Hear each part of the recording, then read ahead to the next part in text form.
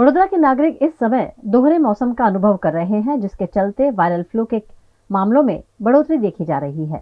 वडोदरा शहर में इस वक्त दोहरे मौसम का अनुभव हो रहा है, जिसके चलते वायरल फ्लू के मामलों में भी काफी बढ़ोतरी हुई है। वायरल फ्लू के मामले बढ़ने से सरकारी और निजी हॉस्पिटल्स में मरीजों की संख्या बढ़ने लगी है। फ्लू से बचने के लिए क्या किया जाए, इस बारे में कालीबाग संक्रामक रोग अस्पताल के डॉक्टर ने जानकारी दी। हाल एक्चुअली આપણે બેવડી ઋતુનો અનુભવ કરી રહ્યા છીએ।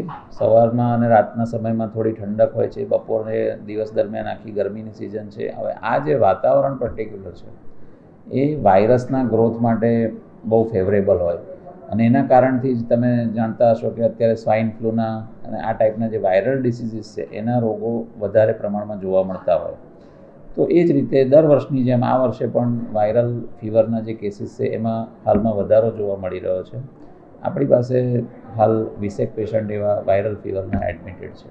તકેદારીમાં જ્યાં પબ્લિક ગેધરિંગ થતું હોય, જ્યાં પબ્લિક વધારે પ્રમાણમાં એકઠી થતી હોય, ત્યાં જ્યારે જવાનું થાય ત્યારે ભીડભાડવાળી જગ્યાએ, બજાર છે કે આવી જગ્યાએ, ત્યારે માસ્કનો ઉપયોગ કરવો કે જેથી જે 1-to-1 ટ્રાન્સમિશન વાયરસનું થતું હોય એ અટકી શકે અને બાકી પર્સનલ લેવલે ઇમ્યુનિટી વધે એવી લાઇફસ્ટાઇલ અને આયુર્વેદિક ઉકાળા વગેરે લઈ શકાય।